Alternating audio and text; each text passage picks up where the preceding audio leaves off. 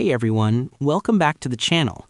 In today's video, I'll show you step by step how to delete a customer in QuickBooks Online. If you're new to QuickBooks and have zero experience, don't worry. I'll walk you through everything in a very simple and beginner-friendly way. Let's get started.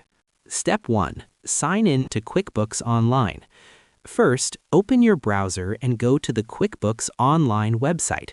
Log in using your user ID and password. Once you're inside your dashboard, you'll see the main menu on the left-hand side. Step 2.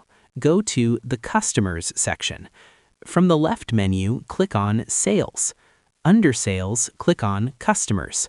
Now you'll see a list of all your customers in QuickBooks Online. Step 3. Find the customer you want to delete. Scroll through the list or use the search bar at the top to quickly find the customer you want to remove. Once you find the customer's name, look to the right side of that row. You'll see a small drop-down arrow under the Action column. Step 4. Make the customer inactive. Here's something important. In QuickBooks Online, you cannot permanently delete a customer if they have transactions. Instead, you make them inactive. This removes them from your active customer list but keeps their past records for accounting purposes. Click on the drop-down arrow next to the customer's name. Select Make Inactive. A confirmation box will appear. Click Yes to confirm. That's it. The customer is now inactive and will no longer appear in your active customer list.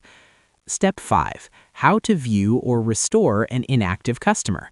If you ever need that customer again, don't worry. Go back to the Customers tab. Click on the small settings or gear icon above the customer list. Check the box that says Include Inactive.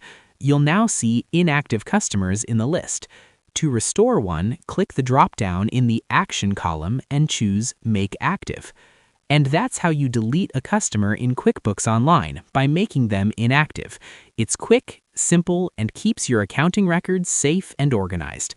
If this video helped you, make sure to like the video and subscribe to the channel for more easy QuickBooks tutorials made for complete beginners. Thanks for watching, and I'll see you in the next video.